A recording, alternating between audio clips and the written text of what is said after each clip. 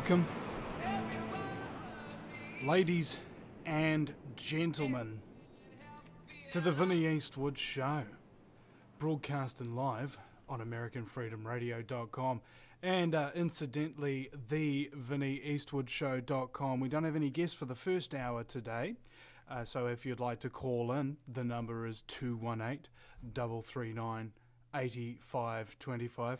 Get your pencil and piece of paper out there, 218-339-8525. Now, what did I want to talk about today? Yes. There's been times when people have been wanting to offer me shows on their networks and stuff like that. And my opinion is, well, basically, I'm right here at AmericanFreedomRadio.com 5 days a week, and there's archives on the VinnyEastwoodShow.com. If you want to replay those archives, sure. We have an affiliate agreement that you can fill out, and it's free. We'll provide you with the archives, a little affiliates page on the VinnyEastwoodShow.com. You can download as many shows as you want, play them back to back, whatever. We have methodologies in place so that you can put the VinnyEastwoodShow.com anywhere. If you've got a radio station or a little internet network or anything like that, and you'd like some of the best episodes or anything you'd like, just contact me on the contact page at the VinnyEastwoodShow.com, and we'll send those on out to you. Because, basically, because there's no specialization in this show, I want to actually explain to people my methodology with this show. Because it bears explaining, because very few people, in fact nobody does this. First of all, cross promotion, extreme cross promotion. That's what I want. I want people who are on different radio networks and in different countries and as much diversity as conceivably possible, to bring them on, whether they be A-list guests that you'd expect to see on the major talk radio networks, or credible people like, I've even had, like, say, for example, Branko Milanovic from the World Bank's research division on the show. So we've got a good platform here, and it's been given to me by American Freedom Radio to do with what I wish. And what I wish to do with that is share it with as many people as possible. I have no speciality, and I don't do what's known as primary research. People who will go down to archives and such of that nature, or read through government documents. That's not what I feel like doing, basically. I never liked schoolwork in that sense. It doesn't mean I can't read. I can read with the best of them. I just don't prefer it. It's not my preferred means of communication. Talking and listening is my preferred means of communication. The reason why this is, and the reason why I get along with so many different people, and in so many different areas, different industries, is because I try to find what I can agree with people on, and if there's something I disagree with them on, I'll try and leave that for another time. Now that's in general. That doesn't mean that I don't expose somebody if they've shown themselves to be engaging in copious quantities of scumbaggery. However, it doesn't mean also that I will just flippantly go off at somebody. Not the idea of the show. The idea of the show is to provide that kind of like a rest stop, if you will, for people who are traveling the road of truth. Because there's a lot of real terrible things that we're exposed to, particularly those people who are doing the primary research, who have been in those situations where they're being shot at, and things like that. I mean, we open the show with tell us who you are and what it is you do, and beyond that, let's just pretend that we're sitting at a cafe talking. with somebody of a like mind. And the guests can discuss anything they're passionate about, and I encourage them to plug their websites, products, services on air, because we get there's a lot of need for the truth movement, I feel, to break into the business industry in a very serious sense, to take those advertising dollars away from mainstream media, and sure enough we are, but more to the point of fact, the mainstream media is simply becoming ineffective at selling its products to the public because nobody believes anything they've got to say anymore. Mainstream media says the sky's blue, you'd have to look out your window to make sure. This idea that I have about the Truther business network, the Truther social network, the Truther school, the Scumbaggery report, where I've got a whole bunch of things like, you know how the New World Order works, how they've got a whole bunch of interlocking agendas, okay, and they set up these apparatus and they kind of function relatively independently, but they're still capable of being controlled from the top down.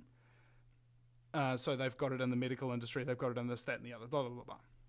Well, my vision is to create methodology systems and networks of people that will sit there and do their work completely independent of each other, no centralized command, nobody telling them what to do, and everybody just listening and using the free association of ideas. You just incidentally have access to a much larger platform where your voice is given amplification, where you will be given, say, a platform like Guerrilla Media to post your blog articles. And if you've already got your own blog, we'll post your RSS feed. So automatically, all of those blogs that you post on your own website will come up on Guerrilla Media almost instantaneously. And they will be instantly published on Guerrilla Media's Twitter feed and on my Facebook page. So I want to give access to my... I'm building an audience so that I can give access to that audience to anybody, quite literally anybody. I'm not very up with researching people before I get into them.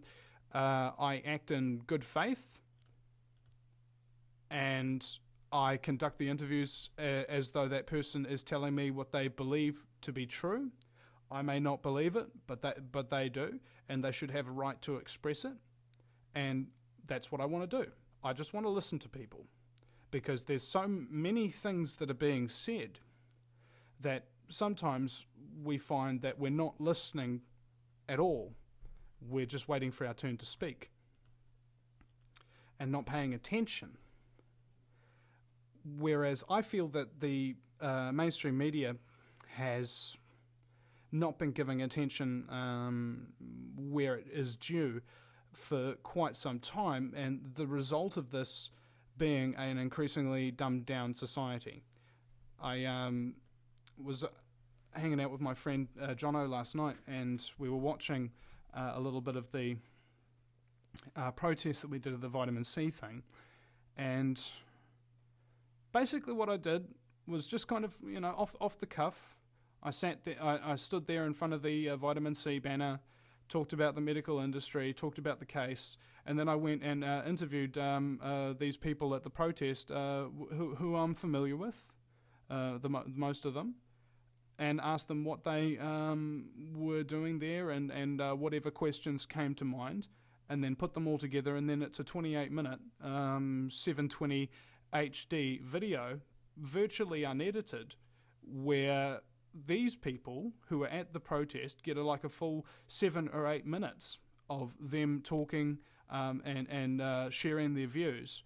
Whereas if you were to look at how mainstream did it, that person, maybe one of the people, would get 30 seconds. Tops. Usually 5. 10 even, if they're real lucky. You don't have the ability to get across any information of value in such a short time frame, which is why I also incidentally give 2 hours to my guests. Usually, if they can spare the time, because anybody who's met up with another truther randomly, if you don't know them, you'll find that you can talk for 2, 3, 4 hours, depending on what your time constraints are. If you're sitting there and you're just having a drink or whatever, and you're having a few laughs, that conversation can go on all night. And they're the best people to hang out with, and I like to have that opportunity to bring people on, not ridiculously serious about everything.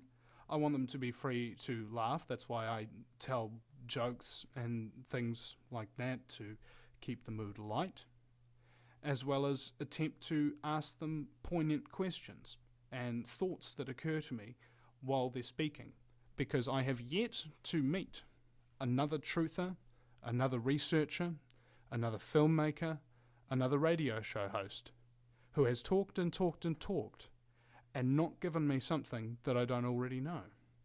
You learn something from everybody in this movement, because everybody has come to the truth in their own way. And I wish to expand and find out what each individual's truth truly is, and give them the opportunity to say it without fear of judgment, of miscomprehension, and also be free of accusation. You ask questions to people. You say, is it true that you did this and this and this? Is it true?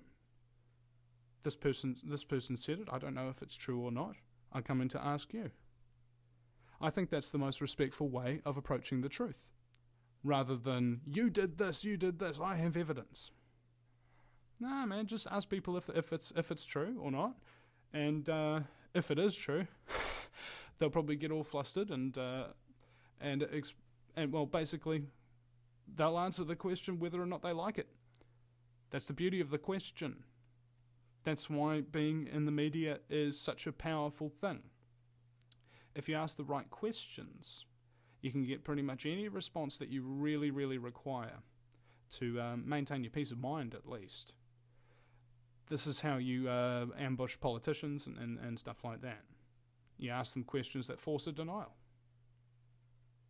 Now, also, on top of just doing this show, I want to advise people that I'm not just a radio show host. I'm also a filmmaker. I'm also an activist and a protester and a comedian and a musician and a chef and blah blah blah blah blah.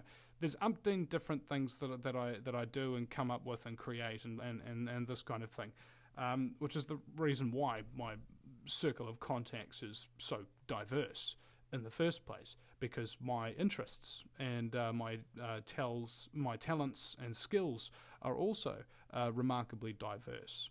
And it didn't happen in isolation either. I picked up all of these things because of these people that I talk to, because of these people that I listen to. And it fills me with pride that I'm able to give that person something that they don't have. Some media coverage. Even if it's small, it's better than nothing.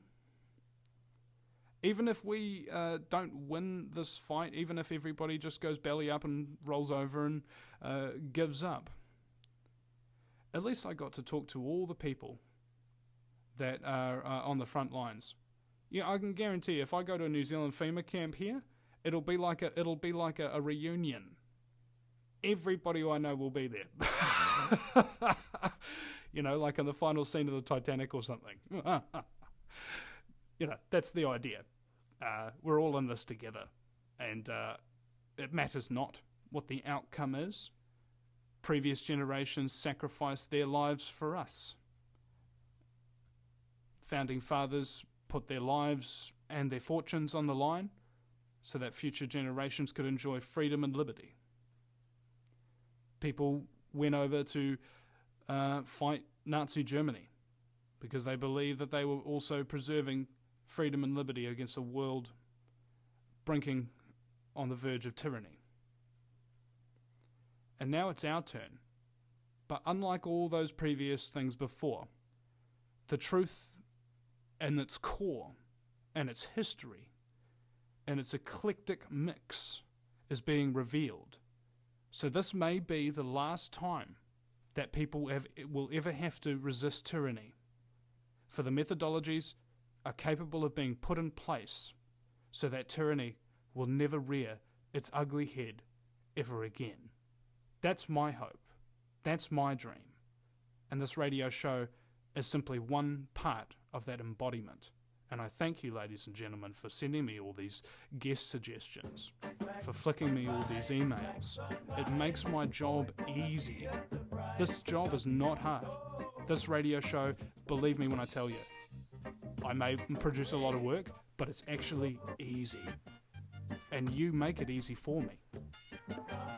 Everybody plays their part, and I'm just playing mine. We'll be right back after the break at the VinnyEastwoodShow.com 218-339-8525. Back in a minute. If you take an active interest in maintaining the optimum health and well-being of yourself and your family, the New Zealand Journal of Natural Medicine is the magazine you've been waiting for. Having taken Australia and New Zealand by storm, the New Zealand Journal of Natural Medicine is now available in the UK and Europe. Visit www.nznaturalmed.co.uk or call 01626 337 531 to order your copy now.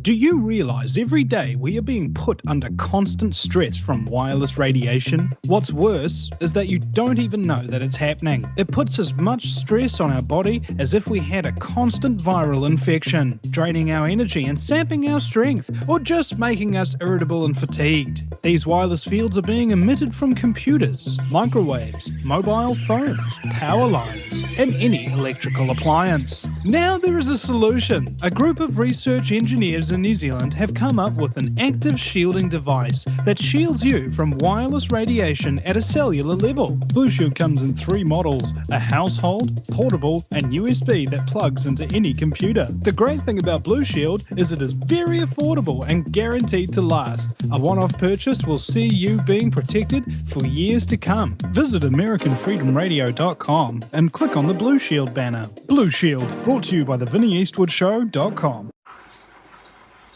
No matter where you live, globalism affects you. Did you know that the Vinny Eastwood Show has more subscribers than New Zealand Herald TV and is New Zealand's most popular YouTube news channel, where warm-hearted humour and a list of awesome guests talk about crucial issues which the mainstream media ignore? A show where you, the listener, can phone up with questions, comments and suggestions of guests. Vinny is building a hub to connect truthers with raw information they need to become active. He can help you gain further skills such as website building, producing audio and video, and creating revenue streams in your own multimedia environment. Because Vinny supports such a wide range of people in the truth movement, he is not government or corporate backed and relies entirely on your donations. Give now, give generously, or subscribe for $10 a month for access to ad-free video archives. Just visit the VinnyEastwoodShow.com and click donate. Welcome back. Welcome back to the show where you don't know which way it's going to go. It's the Vinny Eastwood Show, broadcasting live from the fabulously fluoridated capital of Auckland, New Zealand, the island-chained nation in the sunny slave South Pacific, where everybody has an incandescent light bulb part-time job on behalf of Fukushima, and by government mandate as well by our Prime Minister John Key, the former Federal Reserve banker in charge of derivatives. Don't you just love that? The same scumbags pop up everywhere, don't they? But also I wanted to address something that Lindsay Williams and a number of others have said on this show, and of course others, about whether or not we're going to win. Are we going to beat the New World Order? Is there going to be a mass awakening? Here's how you tell. Do you see people in the streets waving signs that say 9/11 was an inside job or chemtrails kill on a daily basis? No. Do you see people protesting outside your hospitals telling them and telling the patients going in there that these hospitals are very likely to kill them with their incredibly dangerous allopathic medicines and drugs? No.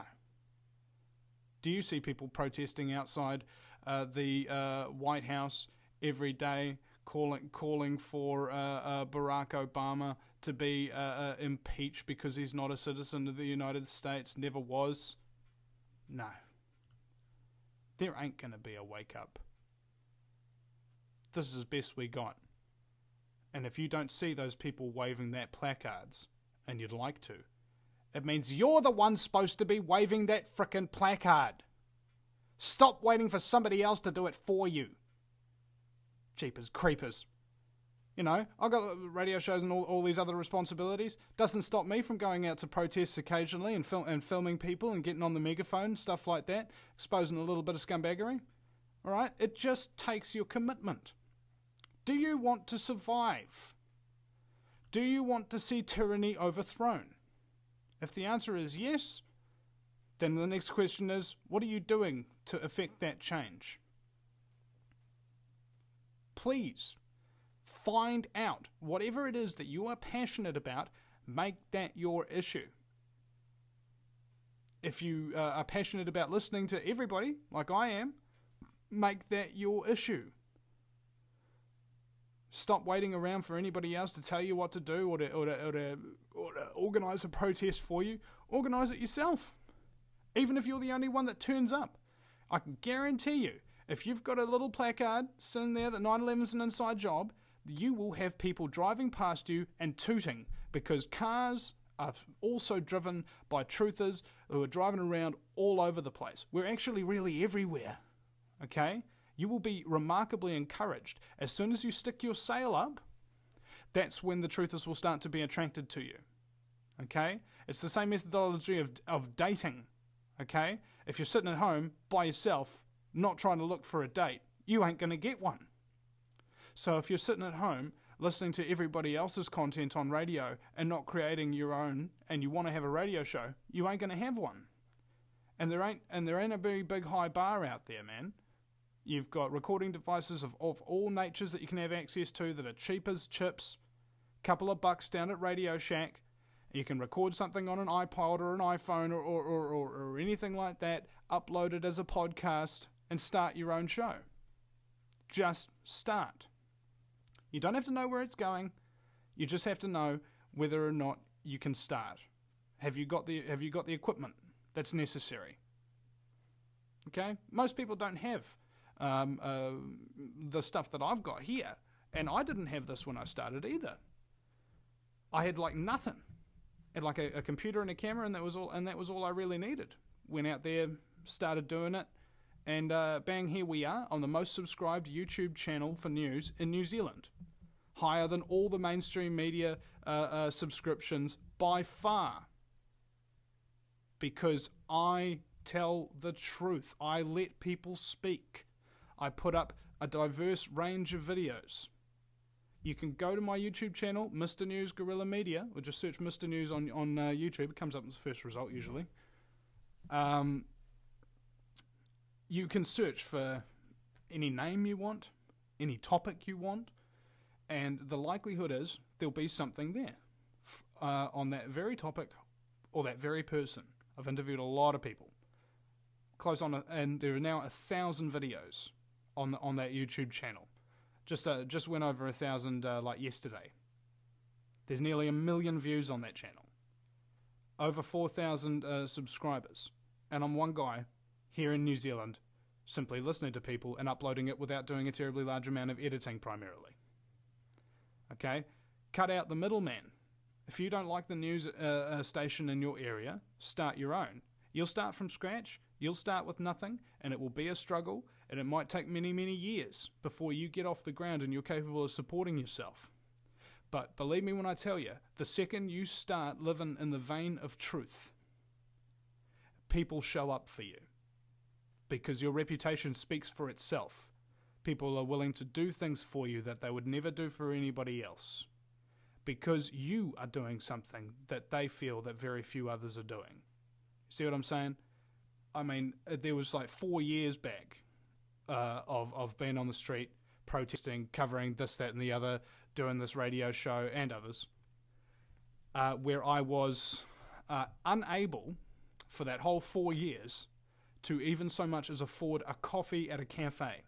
Okay, I couldn't afford $3.50 for the better part of half a decade because of how hard it is sacrificing yourself for other people, financially speaking. Socially, it's incredibly rewarding, and I never had want for anything. I was always fed, and there were always people buying me coffees, you know, like my auntie Vepi Kupinga from Radio Wātea, you know, these, and Jonathan Eisen from Uncensored Magazine. These are older activists who have been in the game for a long time, who see what I'm doing and want to support me in any way they can. If it's simply buying me a coffee every now and again, you'd be surprised how much that means to me. The people who subscribe to this show for $20 a month, I'm blown away. Even though I do work really hard, even though I feel that I deserve it because I keep consistently producing better content and more content than most other people. And I am in a privileged position, and it's my opinion that when the elite, for example, who are in a privileged position, abdicated their responsibilities. If you're in a position of privilege, your responsibility is to pass on as much of that to other people as possible, not to accumulate it for yourself, not to lust after power and this kind of thing, but to help as many people as you can in any way you can. So, you know, for instance, replacing what is with what should be. You know how you tune into mainstream media every day, and they've got one news story or two news stories or 5 or 6 or whatever. They're all the same on all the networks. They all repeat the exact same headlines from the exact same news source in pretty much the exact same way. And it's freaking dull. So, how do you create a methodology in order to counteract that? Well, we do the Scumbaggery Report. I've got a little YouTube, a little Skype group full of fellow activists, radio show hosts and things of that nature who have specialities in different areas ranging from 9/11 to natural health to financial terrorism, intelligence gathering, these kind of things. A big eclectic mix of different correspondents that I've met over the years who can basically, you give them a list of articles of the mainstream media headlines that day, they will be able to give you the full story on one of those articles in as little as 5 minutes. And that's the idea. You pop the articles in the Skype chat. Anybody who sees an article that they think they'd know something about, they grab it, read it, and then we do a quick 5-minute Skype call with a video or not. And then you can string all those together. Then you've got a half-hour news program that's debunked the half-hour news of those useless scumbags in the mainstream media. Daily. Easily. Cheaply. And completely. That's the Scumbaggery Report. And so far I've only done like 1 or 2 episodes of it. I've got to put more effort into it, basically. But yeah, that's an idea there. Also got the Vinny Eastwood Radio Alliance. Now, there's many, many different networks who have had me on, and likewise I've had many radio show hosts from other networks on this show, because I like cross promotion. I like to see everybody everywhere and know what everybody's up to, and introduce the listeners to new hosts and things like that, as I am. And so we create this. So I've created this little radio alliance to share contact information. So if I have a good guest or a big guest or something like that, I will I'll ask them first, of course, whether or not they're okay with me sharing their email, phone number, Skype, contact info, whatever, with the Radio Alliance. If they have important information and they wanted to get it out in a media saturation capacity to over 20 different radio shows. so that they can just be out there, just boom. And all of a sudden, when somebody Googles their name, you've got 20 different recent radio shows that they've done on different networks with different hosts. That's another thing that I want to do, because that allows me to pass the buck. I can interview somebody and then allow them to grow much larger without me. And I get lots of big guests on this show that many of my other counterparts in radio, they wouldn't dream of getting. So, you know, I'll give them access to them. Why wouldn't I? You know, what have I got to gain by keeping it to myself? That's what I don't get. And also because I'm so generous like that, they're very generous with me. One of my radio show host mates gave me a $150 donation when I needed to move house into this new studio here. And he said the reason was because I helped him to start his radio show. I inspired him, and I came on his show for a couple of hours, and we had a good chat and that kind of thing, and he wanted to say thank you. You know? You give and give and give and give, and then you get back. Okay? You have to do a hell of a lot of giving. A hell of a lot. Before you get anything back. And it's not tit for tat. Like, I don't give you one thing and then you give me one thing. I'll just give you something. Whatever. You do with it what you will. You can harness it. You can interview that person if you want to. Or not. Just give people abilities. That's the idea behind it. Is to give other people the, basically the very fortunate contacts and stuff that I have. That's what networking, and particularly effective networking, is supposed to be about. Is not only collaborating with others, but also if you don't really have anything in common with that person, but you know somebody that they would have something in common with, a good networker hooks those two people up. So you've created a relationship that you barely needed to participate in. You simply connect the two dots together, and then they too go off and create a picture. And this has happened so many times, it's not funny. I have known people over my years of doing this who are still doing the exact same thing today that they were back then. Because every time I give them access or do anything like that, not only do they never give me anything back, but they never change their methodologies. They don't link up with the people that I've introduced them to or something like that might help them take in a different direction. And sure enough, they wind up going off, doing the same old thing, and accomplishing nothing. It's the definition of insanity. And that's what the Radio Alliance is about. So if you're a radio show host and you listen to the Vinny Eastwood show, I know many do, because you're all pretty cool and I'm pretty cool, you know, and we get along, whatever, ego stroking, then, you know, flick us a message and I'll add you into the Radio Alliance. You know, you can get some good contacts, both with other radio show hosts and of course, some of the great guests that we have on the show. And on top of that one, I'll talk about this after the break, but the Vinny Eastwood social network, okay? Normally when you're on a social network, it's typing, it's pictures, it's this, that, and the other. What we do is just talking, okay? Talking through Skype, group conversations with truthers from all over the world, and you'd be surprised how fulfilling it is. Just having a chat with people of like mind when you get home at the end of the day. It's extraordinarily awesome. We'll be right back after the break, and it's 24 hours, by the way. You can just join a call at any point. We'll be right back after the break at thevinnyeastwoodshow.com. If you take an active interest in maintaining the optimum health and well-being of yourself and your family, the New Zealand Journal of Natural Medicine is the magazine you've been waiting for. Having taken Australia and New Zealand by storm, the New Zealand Journal of Natural Medicine is now available in the UK and Europe. Visit www.nznaturalmed.co.uk or call 01626 337 531 to order your copy now.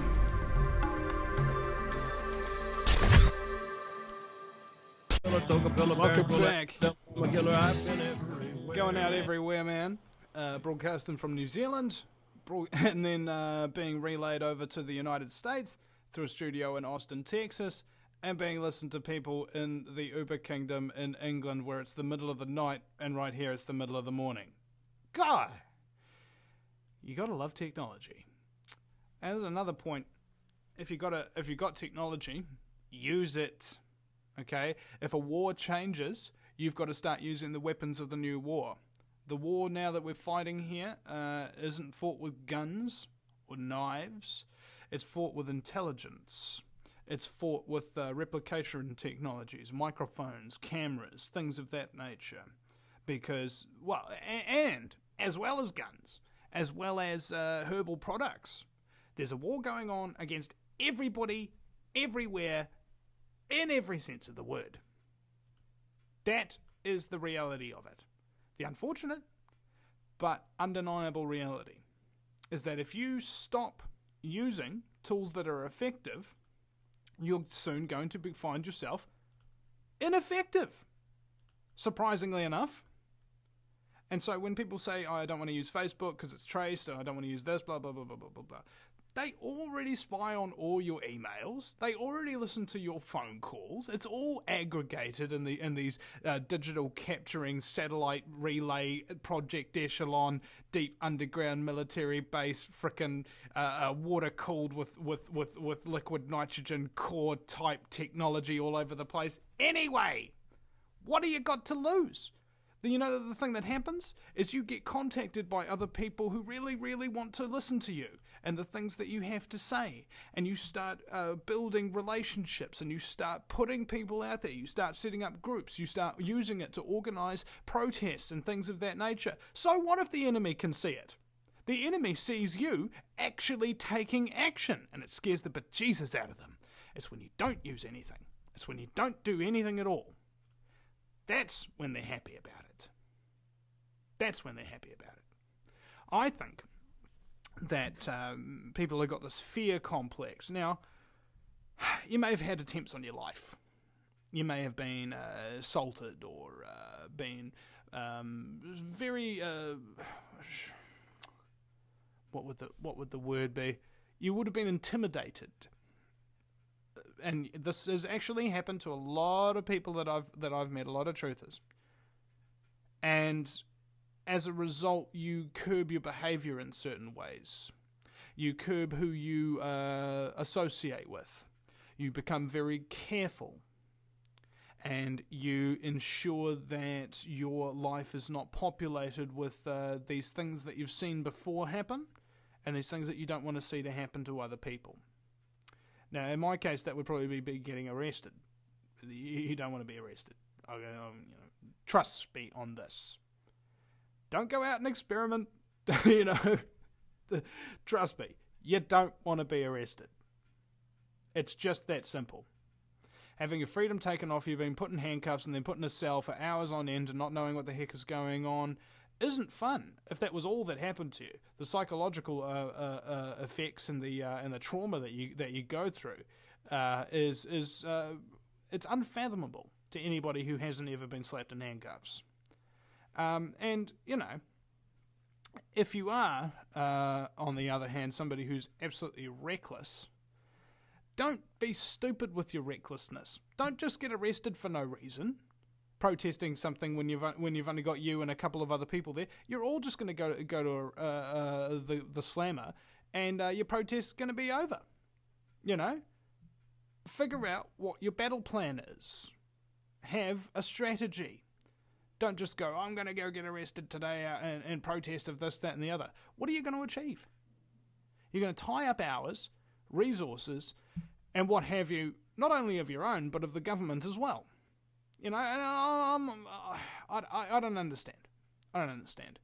Why would you spend all your time sitting around in a cell doing nothing when you could be outside of that cell producing videos of the event itself and reasonable commentary about it? It doesn't make any sense to me.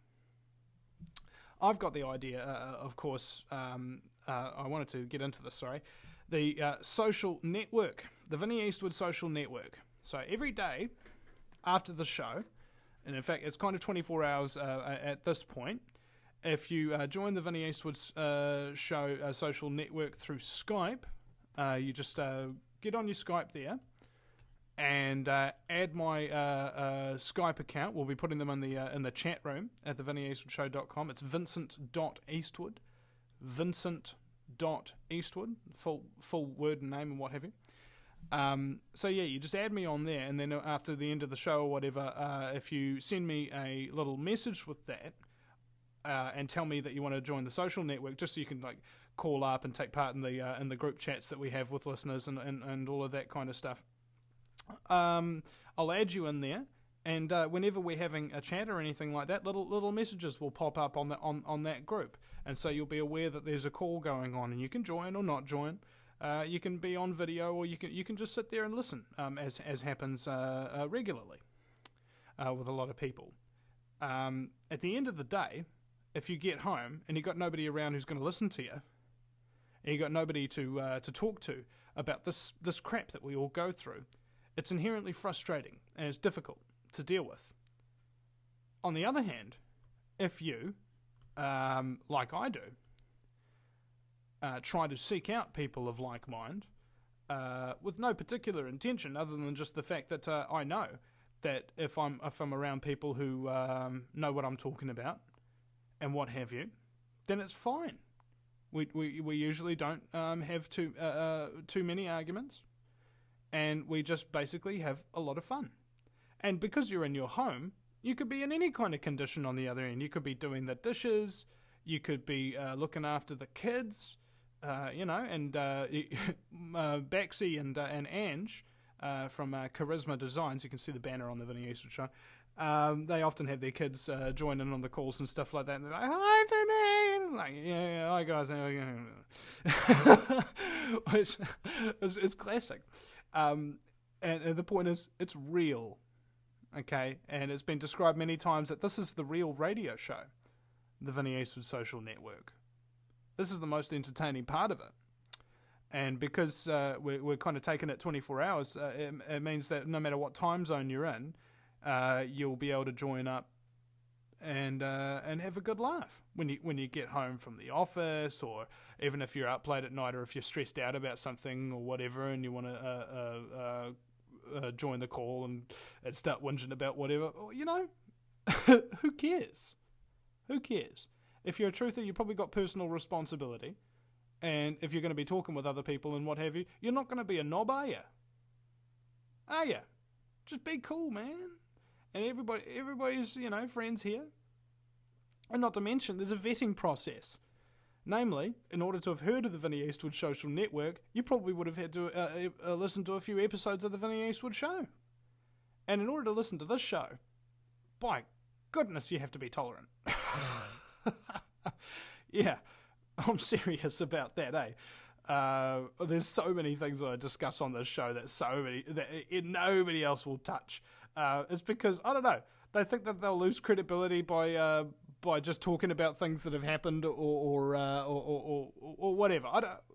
I understand that, because there's certain things that offend everybody. Certain things that only a few people will really listen to, and then you get little cryptic radio shows and stuff like that, like I don't know, the Voice of Satan or whatever it is, catering to those little groups. Whereas I just try to cater to everybody, and so when you join the social network on Skype, that's the kind of people that you will be exposed to. Kind of people who are kind of more accepting and more than willing to have a few laughs, who are also deep thinkers, who are also usually creative people, people who've got hobbies, habits, interesting experiences over their lives, large amounts of research and knowledge behind them, things like that. Like you may have heard the Greek call into this show on occasion, and he just lays out knowledge like that is paradigm changing to no end. And he comes on the Vinny Eastwood Social Network, and there's going to be some cases we'll be just sitting there and listening to him for like 3-4 hours or something, because he's capable of just laying out more and more and more. And you wouldn't have that experience if all you did was just listen to the Vinny Eastwood Show. And I feel sorry for you, people who are not part of the social network. Seriously, it's real awesome. And calls are now happening independent of me. Just people go like, hey, I like this person, you know, let's just have a call and have a chat and with somebody on the different side of the world. It's taking it to the next level, okay? That's what I'm all about, taking things to the next level. Wherever we are now, it matters not. We need to be getting bigger, better, badder, all up in the grill of the New World Order system. They want us to be disparate and disconnected, so let's band together. They want us to focus on what's different about each other. Well, let's focus on the things that we all have in common, okay? We can discuss all those other things another time. I would prefer a time when we've overthrown the New World Order and we're not facing subsequent extermination and or enslavement at the hands of the most ruthless group of powerful psychopaths that the world has ever known throughout the entirety of history. You're listening to The Vinny Eastwood Show. We'll be right back. Do you realise every day we are being put under constant stress from wireless radiation? What's worse is that you don't even know that it's happening. It puts as much stress on our body as if we had a constant viral infection, draining our energy and sapping our strength, or just making us irritable and fatigued. These wireless fields are being emitted from computers, microwaves, mobile phones, power lines, and any electrical appliance. Now there is a solution. A group of research engineers in New Zealand have come up with an active shielding device that shields you from wireless radiation at a cellular level. Blue Shield comes in 3 models: a household, portable, and USB that plugs into any computer. The great thing about Blue Shield is it is very affordable and guaranteed to last. A one-off purchase will see you being protected for years to come. Visit AmericanFreedomRadio.com and click on the Blue Shield banner. Blue Shield, brought to you by TheVinnyEastwoodShow.com. No matter where you live, globalism affects you. Did you know that the Vinny Eastwood Show has more subscribers than New Zealand Herald TV and is New Zealand's most popular YouTube news channel, where warm-hearted humour and a list of awesome guests talk about crucial issues which the mainstream media ignore? A show where you, the listener, can phone up with questions, comments and suggestions of guests. Vinny is building a hub to connect truthers with raw information they need to become active. He can help you gain further skills such as website building, producing audio and video, and creating revenue streams in your own multimedia environment. Because Vinny supports such a wide range of people in the truth movement, he is not government or corporate backed and relies entirely on your donations. Give now, give generously, or subscribe for $10 a month for access to ad-free video archives. Just visit thevinnyeastwoodshow.com and click donate. Welcome back, ladies and gentlemen, to the coughingest 2 hours in talk radio. It's the Vinny Eastwood Show, broadcasting live from New Zealand, the island paradise, where chemtrails are affecting the lungs of even my very special guest, Penny Bright. Welcome, Penny. I think at this stage, my voice, it's not affected so much by chemtrails as the flu, but however, yeah. Yeah. Well, Penny, you just did a whole bunch of stuff yesterday with Leon about Leon Panetta, the Secretary of the United States, who just visited here. I'd like you to kind of talk about that a little bit, and also I want to talk about why you were pretty much the only one out there. Yes, well, I mean, given that this is arguably the most significant visit in 30 years, I mean, this is the US Secretary of Defense, and he's now announced that New Zealand are now going to be allowed to have our ships visit. He's dropped the ban on New Zealand naval ships entering US ports, which is supposed to be a really big deal. Hello. Yeah, I mean, and I think people should have been out in their hundreds. But, yeah, well, but basically it was me and my friend Jack, who, in the absence of anybody else appearing to have done anything, we just were on the side of the angels, and it just so happened that the time that we picked to hold a protest from 1 till 3 outside the entrance of the War Memorial in Auckland just happened to coincide with the time he was actually there, which was 2:45. So how is that a synchronicity? Because what was happening is you couldn't get a copy of the itinerary, it was all top secret.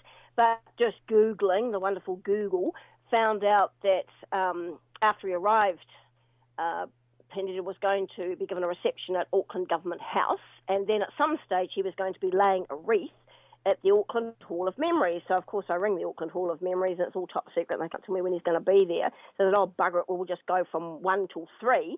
And then someone from the media, who probably spoke slightly out of turn, confirmed that, yes, he was going to be there at 2:45. So it couldn't have worked out better. Beautiful, fine Auckland day, able to park my car really close, because that's always a thing when you've got all your gear, where you're going to park your car. Yeah, bloody oath. Yeah, so we set up with, of course, the famous banner stands, which means that you can have 2 people and 4 banners. Penny, can you actually explain to people those banner stands? In fact, I'll do it.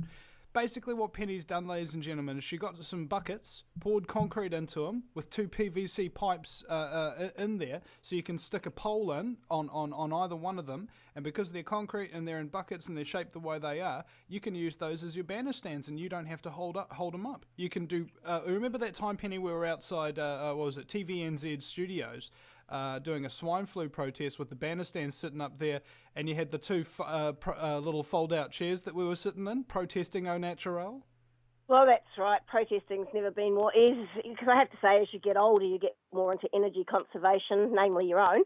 But, yeah, so the thing is, you secure the banner stand, you've got your banners there. So we had 4 banners, and what was brilliant was that the entourage, first of all, you get all the cops on the motorbikes and flashing bloody lights and all the rest of it, and then they slowly turn around the corner. Well, they couldn't miss the 4 banners, so you've got, top brass and army uniform looking at one guy.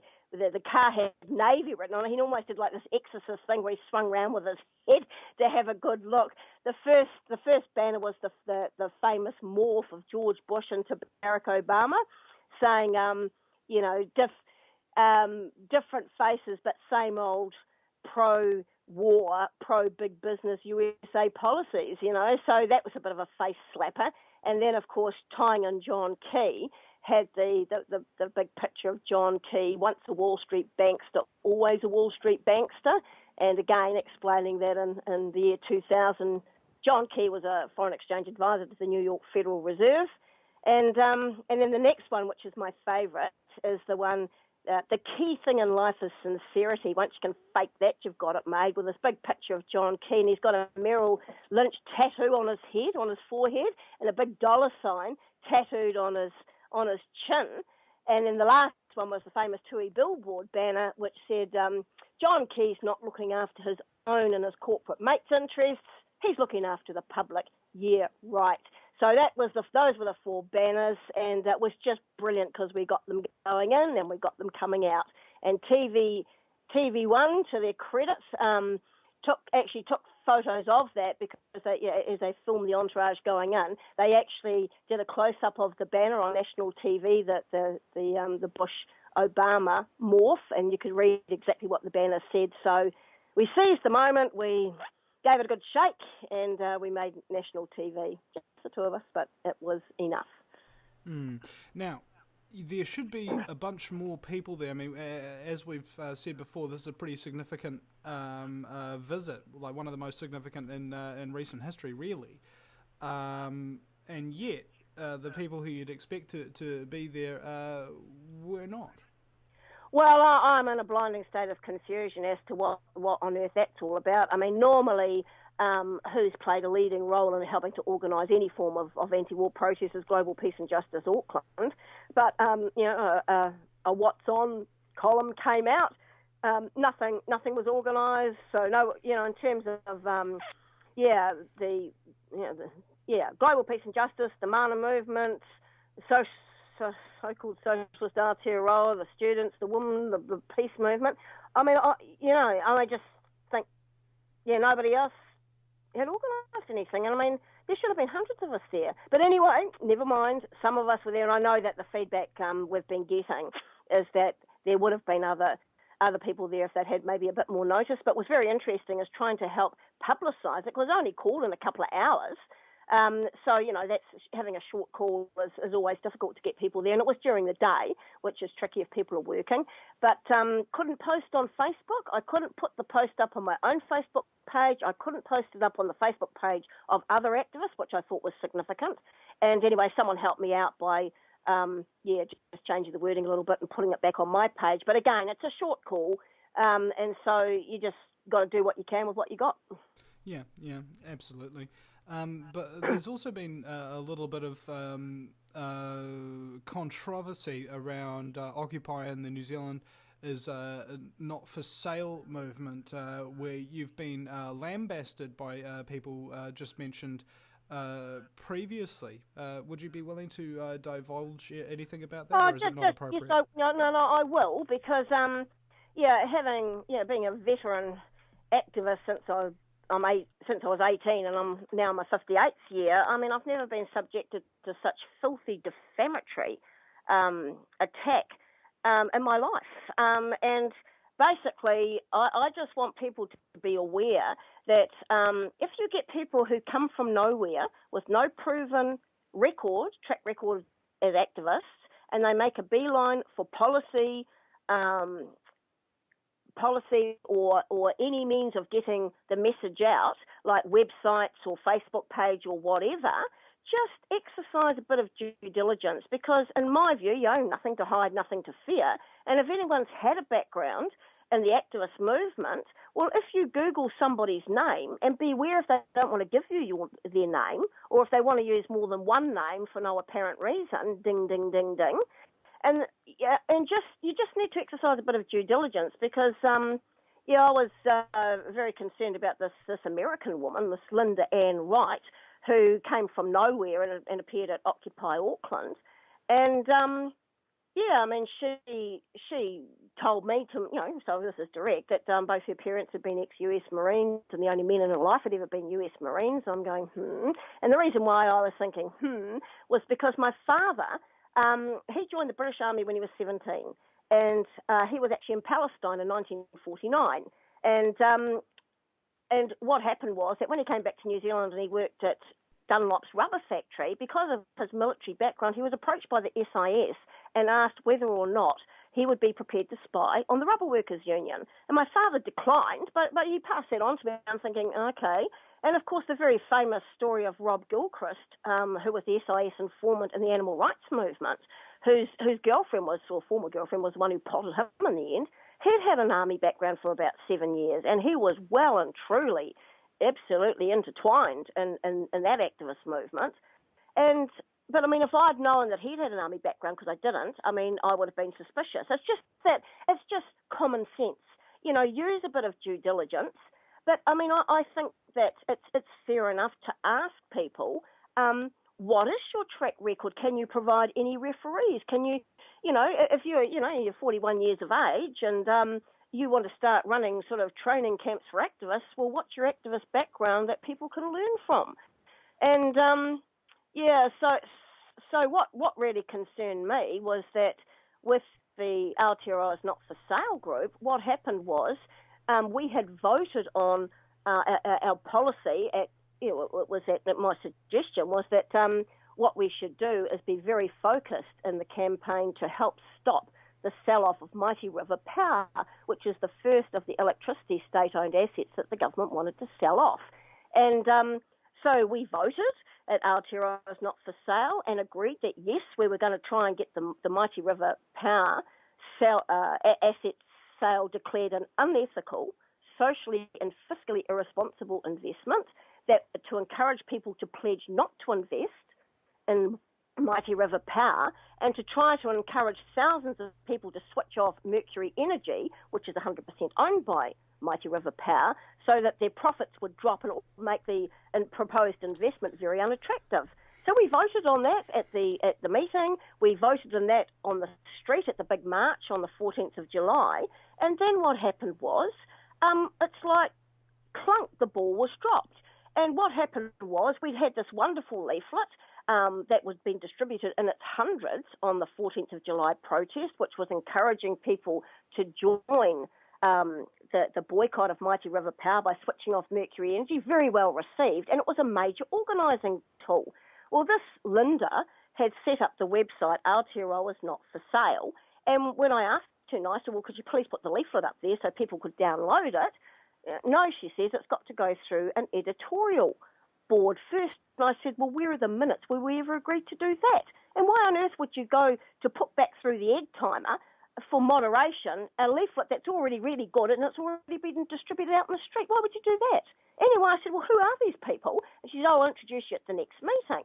But really obstructive about trying to put this leaflet up on a website that's supposed to be helping to push our agreed line, okay?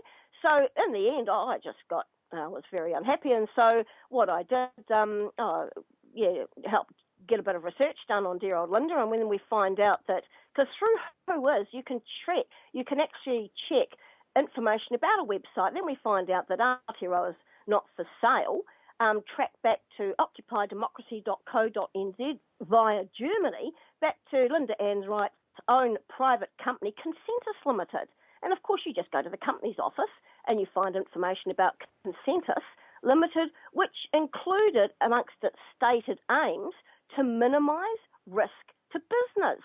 Well, you think, this is slightly odd, especially when this woman's now purporting to be a socialist. How are you pro-business and anti-business? How the hell does that work? So anyway, what happened was, in the end, I basically potted her. And what I did, I blind copied to a number of activists my hard questions, which she'd never answered, because I wanted to know why did she use two names, Linda Ann Wright and Linda Miller. Who were her clients at Consentus Limited? Who was getting this information? Because I've got a friend who's very experienced in matters concerning websites and information, and a lot of people use the same password. So if you've got this website set up, which is acting like a drift net to get various activists to come in to the official organising group, and you give your information, well, what's happening with that information? And where I'm really concerned about that one is with the huge campaign against the swine flu scam back in 2009, and you know about that because, I mean, you were the one that got me interested in that issue in the first place. And I end up being, a very close friend and ally with Jane Burgermeister, who is, the Austrian Irish investigative journalist who sort of set the world on fire by taking criminal charges against Baxter, the company that somehow in a top-level biosecurity laboratory managed to mix up live bird flu with a seasonal flu virus. And, of course, Jane also filed criminal charges against the Director General of the World Health Organisation. Pretty gutsy, cheeky stuff. Well, what happened was various people offered to help Jane Burgermeister. They sort of inveigled their way on. Of course, you're trusting, you want people to help, and next minute they turn against you. And one of the key women there was an American woman called Joanne Creamer, and I did a little bit of research on her, and she had a US Air Force background. And in the end, I mean, with the various international activists against the swine flu scam, I mean, I just realised we had to act in a very decisive way, and it was time to prune off the deadwood. And so I said, I don't believe that we should have anything more to do with A, B, C, D, and E. Just have nothing more to do with them, prune off the deadwood, and let's carry on, which is what we did. But then what happened with Jane Burgermeister, a guy called Johan Nicholson, offered to set up a website, which he did. Well, then he used it against her. Jane couldn't end up accessing her own website, and then there was this outrageous post saying, words to the effect, basically we just have to sort of kill off the 10,000 most sort of powerful people in the world, and sort of we'll all be fine. And it's a really inflammatory post which could then be used as an excuse to clamp down on everyone. Well, what happened with Linda Ann Wright? This is some months ago now with the Aotearoa Not For Sale website. What she did was talk about the need for spring training activist camps, and I don't want a bar of this, I said.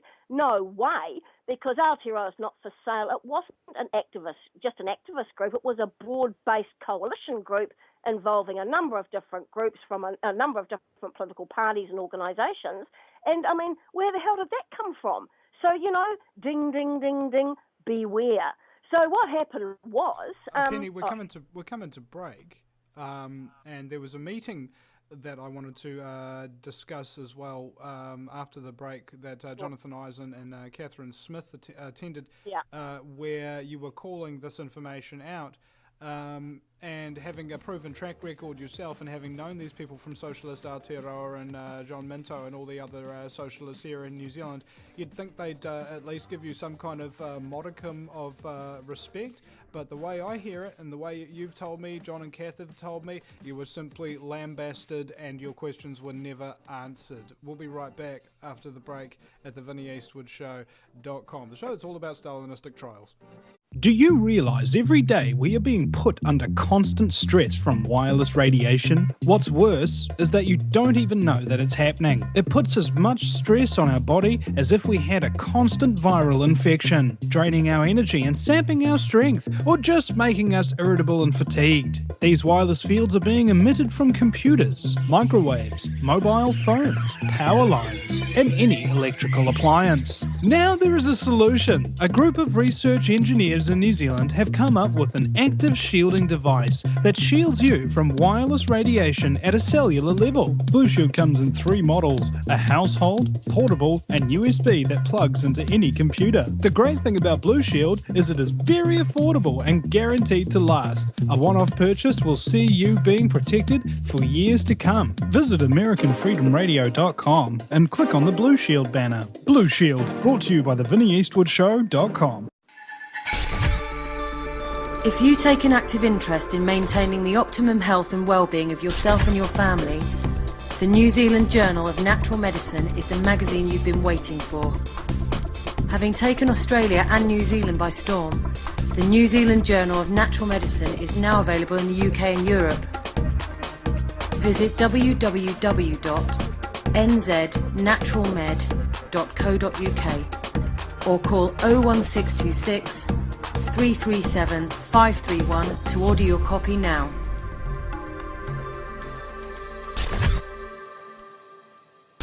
Welcome back, ladies and gentlemen. You listen to the Vinny Eastwood Show.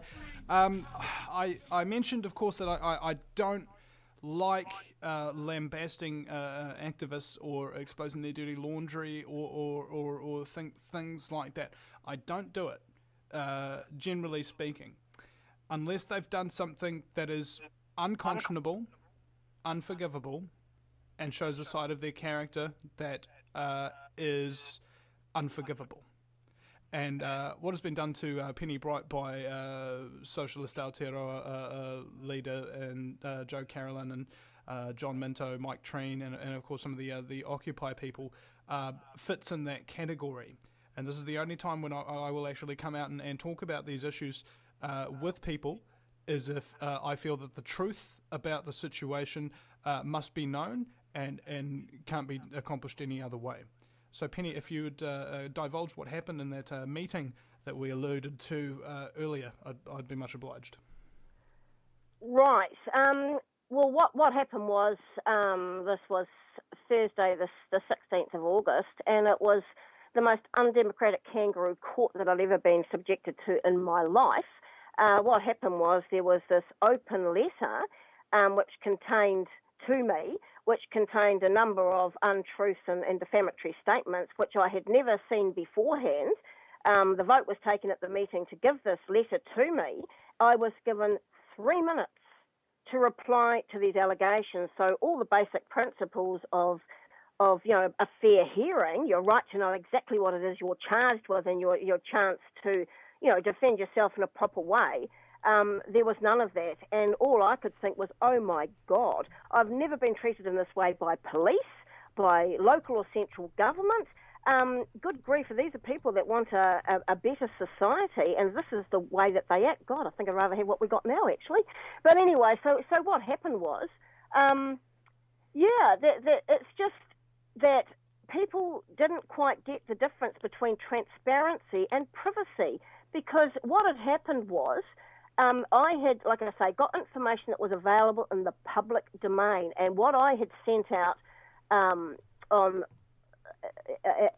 was these questions to Linda, saying that I was available to discuss this matter at any time with anybody who was interested. I always made myself available, to meet with anyone face to face. And I wanted to know, one, why Linda had been so obstructive about putting the Boycott Mighty River leaflet, our main organising tool, up on the Aotearoa's Not For Sale website.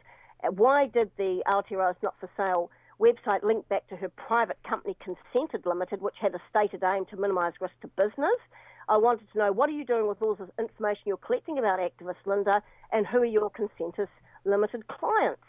And I'm speaking as someone who, 31 years ago in 1981, I was outed as a subversive by the SIS in the Anti-Springbok Tour campaign. There was a list of 15 people, 8 subversives and 7 radicals. John Minto was named as a radical, I was named as a subversive. So in terms of the state forces in New Zealand, it seems pretty clear they know which side of the fence I'm on. And I haven't been a member of any political party for 25 years. And but the SIS still won't give me my file back, which means obviously it's still active and they're still keeping an eye on me. So arguably I'm doing something right, wouldn't you think? Anyway, so for other people to say that, like, I'm an enemy of the people, well, which people? Who are you lining up with? So what happened was at this meeting, there were 3 options that people could vote on. One was to completely exclude me from Aotearoa's Not For Sale, and I was one of the most active activists in that campaign. That's a fact, So they could exclude me completely, or I could have like a 3-month stand-down period, or the third option was I could apologise to Linda. And it's like, excuse me, I will apologise to nobody when I've just asked a number of hard questions which have never been replied to. And John Eisen, the question that he raised was this information that Penny's provided about Linda, is it factual? And the person who was acting as the convener, it's like she did a double take, like someone slapped her face, and she said, it's not relevant. And John says, I think it is. And of course it's relevant. How is it wrong to tell the truth when there's some serious issues here and they're not being replied to? So what happened was, I will stick up for myself, and I had a go about how unfair the process was. I said, well, when do I get a chance to reply to the allegations in this letter? And of course, what ends up happening is that, because also while Linda was there, I asked her, who are your clients for Consentus Limited? She just put her head down, and this howl comes up from the group, like I'm attacking her privacy. No, I'm not. But they just didn't get it, the difference between transparency and privacy. And Joe Carroll, in a disgraceful display, compared me with Paula Bennett. He said, oh, your initials are the same. You did what Paula Bennett did when she released this private information. Whoa. He said he said your initials are the same, ergo you're corrupt to share. I'd attacked her privacy, and I was basically as bad as Paula Bennett. And then had a go at me because I was getting my money from unearned income, because I get money from flatmates. That's how I live. Well, I've never made a secret about that. I'm not on a benefit or anything, because I have flatmates who choose to live in my house. No one's making them, and that's the money I get to live off. Hello. Well, my understanding is that Friedrich Engels... How did you earn the money to pay off that house, Penny? I worked quite hard, actually. And I was lucky because interest rates came down, but, I don't know. Didn't you used to be like a welding instructor or something? Yes, I was, and I've worked, I've worked hard, and I've saved my money. And but anyway, the point is that I just said that's a low shot. And I just thought that was disgraceful. But anyway, moving on. So what happened was there ended up being this vote. 15 hands went up to exclude me, and 11 votes were for me to apologise to Linda. So I picked up my stuff and I walked out. And Joe Carroll said, I think you've still got some property that belongs to us. And I said, yes, badges, and I will return them. And so about an hour later, I came back because for the 14th of July, March, I know badges are really important, that they're a really good way of getting money. So I'd been one of the people quite active in getting these badges made, and we ended up making about $600 to help pay some bills, etc. And I've made these banner sash things where you could put like about 100 badges on it, and then I thought, I can't be bothered bloody undoing all this, so I just put both the banner sashes with all the badges back in a cardboard box, knocked on the door, went back into the meeting, put the badges on the table, and I said, here's your badges. I said, carry on with your kangaroo court. Turned around and walked out. And Penny, I'm just going to inform you at this point, I get so many comments and emails of people that have watched the videos that I've done of you and the radio shows and stuff like that. They go, God, I love this woman, you know. And it's that exact reason. Enjoy your kangaroo court. And I walked out. Well, I mean, it was outrageous. But you see, the background to this was that basically Aotearoa's Not For Sale, which is a board-based coalition group, hadn't been meeting. And it's like we'd had this marvellous march on the 14th of July. We'd voted on the street, and there were people keen as mustard to get on with switching off Mercury Energy, which is the main thing that I was focused on, and we're not meeting. And I think part of the thing with the United Front politics is that how it works is you have in a United Front, you have different component groups, but one group or some people in one group can't make decisions for a broader base group. That's not democratic. And I think that's been the root cause of the problem, that there have been very blurred lines of demarcation, and there's been some very undemocratic decision making. But basically it was like, Socialist Aotearoa, they used to meet on a regular basis on a Thursday night at the Unite office, and then that night was used by Aotearoa's Not For Sale. And then a decision was made, we'll just get back to Thursday night meetings for Socialist Aotearoa. And it's sort of like, I had a bit of a spat with Joe over that. Well, hello, where's the democracy there? When did Aotearoa's Not For Sale decide not to meet on a Thursday night? Anyway, we had to sort it out, because, my way is to deal with people one-to-one, and that's what I tried to do with Linda. And it's only when I got no response and I kept being blocked, that's when I took things further. So what I tried to do over about 3 weeks was to get back to a new meeting night on a regular basis, and I managed to get the Greyland Community Centre. But I've done things in a proper and democratic way. We've got minutes in a proper way. And so what happened was on the 15th of August, we set up a new group called Switch Off Mercury Energy, and we're trying to get 100,000 people to switch off Mercury Energy. We have elected people as media spokespeople, elected people running the website, elected people running the Facebook page. We're doing things in a proper way. Totally unlike this other Mickey Mouse outfit, and so basically, we've picked up the ball and carrying on with the campaign, but yeah. So anyway, that's the guts of it. But what happened was, to cut to the chase, what happened was I ended up contacting a top international security consultant because I wanted another opinion, which was basically, had I been responsible for vicious personal attacks, or just had I asked reasonable hard questions, and was it a legitimate question to ask why a website for Aotearoa's Not For Sale tracked back to Linda Ann Wright's private company Consentus Limited, which had as a stated aim minimising risk to business. And given that this woman's come from nowhere with no previous track record as any form of political, social justice or human rights activist, but as an IT specialist consultant, business consultant, both parents are ex-US Marines and the only men in her life have ever been US Marines. And the response I got, I can't give this person's name directly, but I can quote as a like international security consultant. And the response was, I do not know anything about Linda, but would not be too concerned about her connections to US Marines. Her business interests are noteworthy as you describe them below, and your questions to her are pretty direct. I gather she has not answered them, so that is a reason for concern if indeed she is using the site to collect information on people. It might pay to have an open meeting of the members in order to discuss her possible conflict of interest, i.e. minimising risk to business while opposing asset sales, while purporting to be a socialist. The way you can air your concerns and she can respond or not. That way you can air your concerns and she can respond or not. I never did figure out who the editorial team are. As a worst-case scenario, she could be working for the cops to gather intel on the group's activities and intentions, etc., which is why an open debate might flush things out a bit. I'm sorry that I'm not further up with the plan with regards to this woman. Well, the fact of the matter, I think it's like you simply need to tell the truth in order to find out what the real truth is, I found.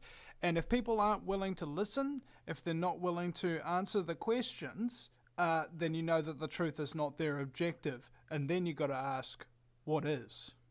Well, the thing is that, I have asked hard questions. I haven't had replies. And I mean, I've been treated as an absolute pariah. But I mean, you know me, I will stick up for myself. But I mean, I have had to take matters to the point of going to a meeting that was open to the public, and I've had someone say, like me, "Oh, sorry, Penny, we're going to have to ask you to leave this meeting." I'm saying, well, I'm not going. We'll call the cops, and then we'll see who the revolutionaries are, and put my foot down. And having been dragged out of I don't know how many bloody council meetings, people know that I meant it. And this idea, we'll escort you out of the meeting. Anyone lays a hand on me, that'll be assault. And they know that you mean business, especially if the meeting's been open to the public. But I wasn't just gonna sit there and have my good name, and I do have a good name, trashed. That's not on. That's not fair. I mean, when people's rights are under attack, stand up, fight back. How is it that doesn't apply to me? Bullshit. Anyway, sorry. No. There's the FCC regulations to worry about there, Penny. But I have this feeling that counterintelligence programs that were developed during the 60s in order to spy on people, discredit people, and defuse movements, and if necessary, eliminate effective people, that system is here too, and it has not gone away. Well, I mean, it's a no-brainer to me, and that happened in the Occupy movement as well. We had other people came from nowhere, and their main role was to spread disinformation and cause dissension from within. And I've seen it before. People hate the infighting; they hate it. And what it does, the enemy from within is your worst enemy because they white ant your group and they make it dysfunctional. That's what happened with Occupy Auckland as well. You pick on the most effective activists, you try to discredit and undermine them by telling lies and spreading misinformation. That's what happened in Occupy Auckland, and that's what, I mean, they've been having a go at me in the same way. Well, I mean, I'm sorry, I'm just not putting up with that because, how can it be wrong to tell the truth? And as someone who's been outed by the SIS, who's someone who's recognised arguably by the forces of the New Zealand state to effectively be an enemy. Well, excuse me, I'm concerned about young activists, what's happening with this information, but what I'm really concerned about is we've just had the visit of the most significant visit of this US Secretary for Defence, and where the hell has the opposition been? Where have they been? And that really concerns me. Could it have anything to do with the fact that you've got now someone who in my considered opinion is dodgy, being in quite a key position in terms of websites and helping to get the message out? Has that? I don't know. Has that play a role? Okay, and it's a valid point, and people need to realise. You'd hear this information if you're very loyal to this person or loyal to Occupy, or realise no one person represents Occupy. No one person represents the truth or anything like that. You have a look at their background, you have a look at their character, and you judge them by that and their actions. Nothing more, no insinuation, just the facts. We'll be right back. No matter where you live, globalism affects you. Did you know that the Vinny Eastwood Show has more subscribers than New Zealand Herald TV and is New Zealand's most popular YouTube news channel, where warm-hearted humour and a list of awesome guests talk about crucial issues which the mainstream media ignore? A show where you, the listener, can phone up with questions, comments and suggestions of guests. Vinny is building a hub to connect truthers with raw information they need to become active. He can help you gain further skills such as website building, producing audio and video, and creating revenue streams in your own multimedia environment. Because Vinny supports such a wide range of people in the truth movement, he is not government or corporate backed and relies entirely on your donations. Give now, give generously, or subscribe for $10 a month for access to ad-free video archives. Just visit thevinnyeastwoodshow.com and click donate.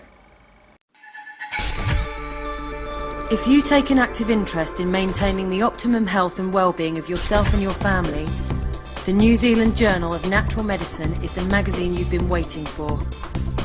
Having taken Australia and New Zealand by storm, the New Zealand Journal of Natural Medicine is now available in the UK and Europe. Visit www.nznaturalmed.co.uk or call 01626 337 531 to order your copy now.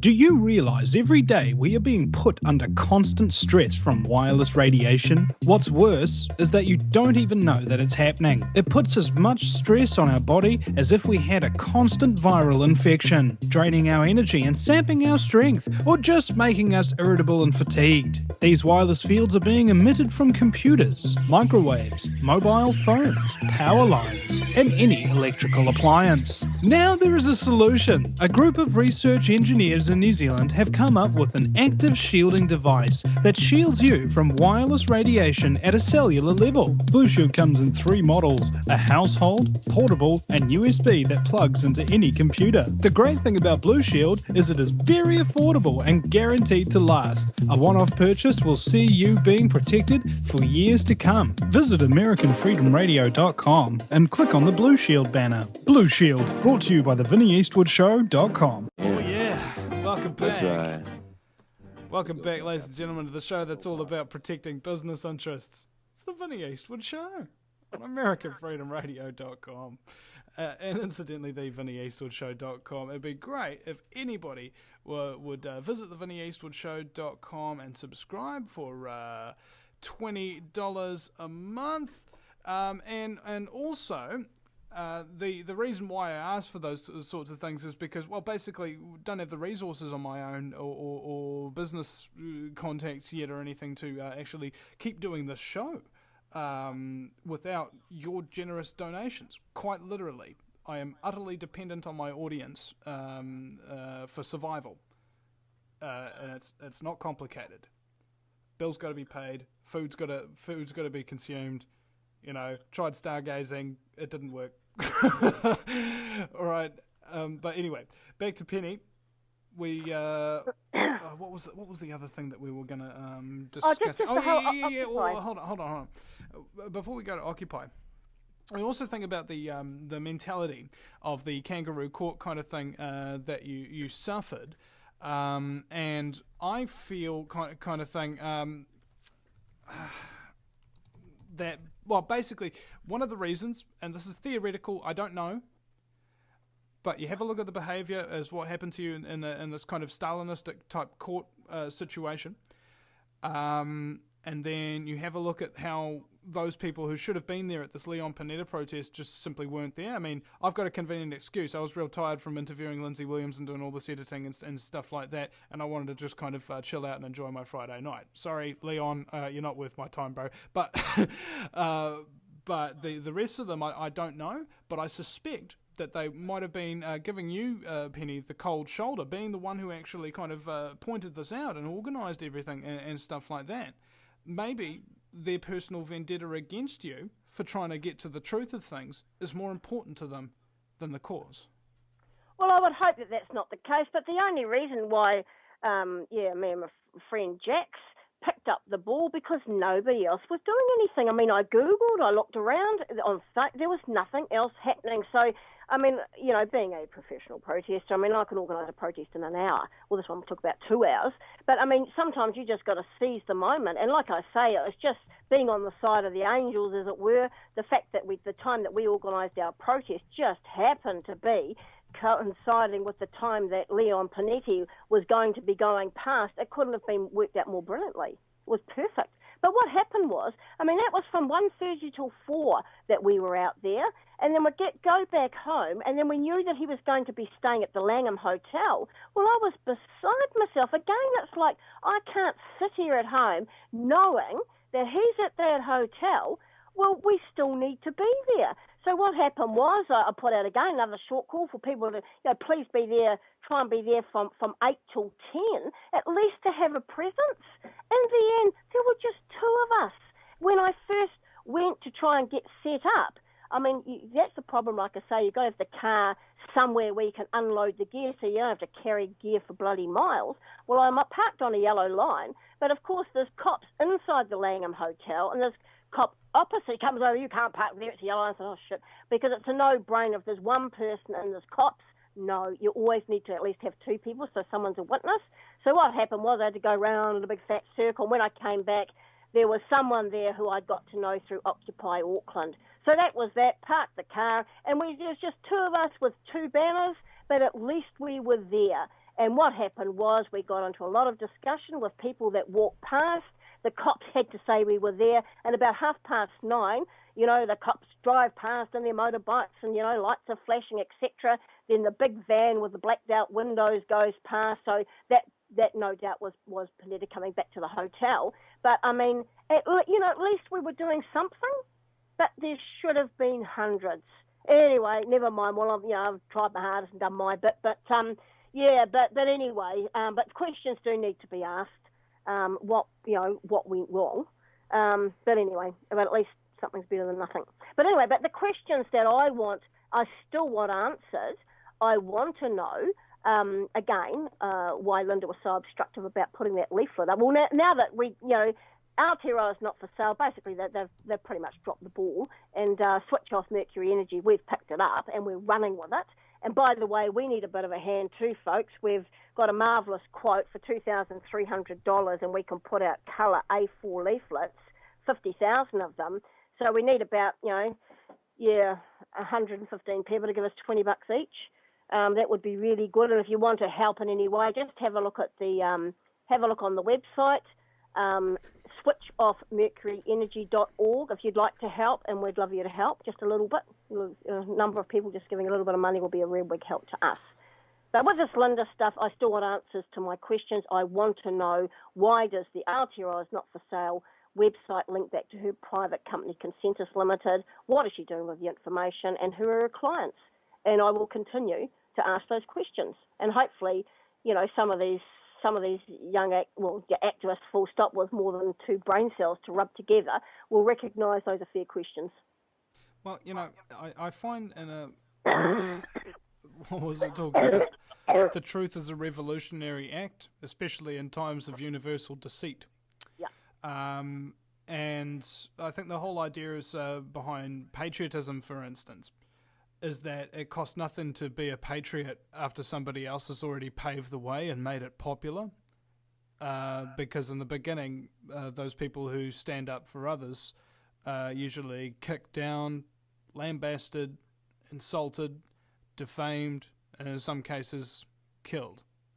And people got to recognize the methodology that goes along with it, and more to the point, the warning signs. There are so many very, very easily identifiable behaviours and practices that can draw suspicion to people who are the members of any activist movement. However, the whole point is that you need to get rid of people who are not proven to be effective activists. Because if only two people are infighting and it's in front of everybody else just goes, I'm not going to sit here and just listen to two people bicker and argue. I'm getting out of here. Whole movement disbands. Okay? That's the whole idea behind COINTEL Pro, basically, is to make everybody disband, be ineffective, simply by causing a little bit of ruckus here and there, spreading a little bit of disinfo there. Basically, they're just dropping a little eyedropper of mercury into an entire reservoir and making it toxic. Well, what we worked, we had some experience in the water pressure group when we went through a bit of a rough stage at one time, and what we found out was a way of dealing with it inside the meeting was that if that abusive behaviour was not acceptable, it was not acceptable, and basically if that was to happen at a meeting and people didn't behave, the meeting would stop, and there'd be a process issue, which was someone would move that person be asked to leave the meeting, not the group, but the meeting. We only ever did it once, but the power of a shower of hands going up, asking for someone to leave the meeting, it is hugely effective. You imagine you're the one person in the room, everybody there has got their hand up asking you to leave. Very powerful. No security guards, no cops, no nothing. You sort it out yourself, but that is a way of fixing disruptive, abusive behaviour inside the meeting. Now, when you've got all this back-chatty, backstabby, poisonous stuff, because Linda never confronted me once about the accuracy of my information. What she did, she was on the phone howly-bagging to other people. And where she, I think, got a number of people were concerned was that I was going to release private and personal information about them. Well, I do know the difference between privacy and transparency, and that's not my style of work at all. I've actually got a lot of integrity as a person, which is part of the reason why a number of people do open up and tell me stuff. And I keep it to myself. What I released about Linda was information available in the public domain, which was of concern. The fact that I've got a top international security consultant who's basically agreeing with me, I think is a platinum vindication and validation of what I've done. And I will not back down. And what I know will happen is the truth gets out and people think about it, especially as we're talking about where the hell was the opposition to the US Secretary of Defence, that people need to start asking some very hard questions. Mm-hmm. Now, and the thing is, you would be interpreted by some people listening, of course, as that you're the one poisoning the well, you're the one causing dissent and things like that. It's not about that. It's about getting to whatever the truth is, whatever it may be. What if somebody is actually an agent that is in there to disrupt and derail a movement, and you did not ask the questions, you didn't find out the truth, and they succeed in their objectives? What if? And it's such an easy what if, because all they need to do is answer that one question. Is what Penny has found out true or not? It's a simple yes or no answer. It doesn't have to be that disruptive. It doesn't have to be that difficult. And the answer is pivotal about whether or not there are agents among us subverting what we do. Penny, thank you very much for your time here today. I mean, that's just my take or whatever, and I don't know Linda terribly well, and I'd like to have a conversation with her to get her side of the story and talk about all of this kind of stuff in an open and transparent manner, you know, and not be aggressive, not be accusatory, you know, just give her a chance to answer the questions, you know. It's just that simple. Right, we'll see you again sometime, ladies and gentlemen. Thank you, Penny, for doing all the tireless effort that you do, which, basically nobody else in Auckland can compare. We'll see you again sometime, ladies and gentlemen.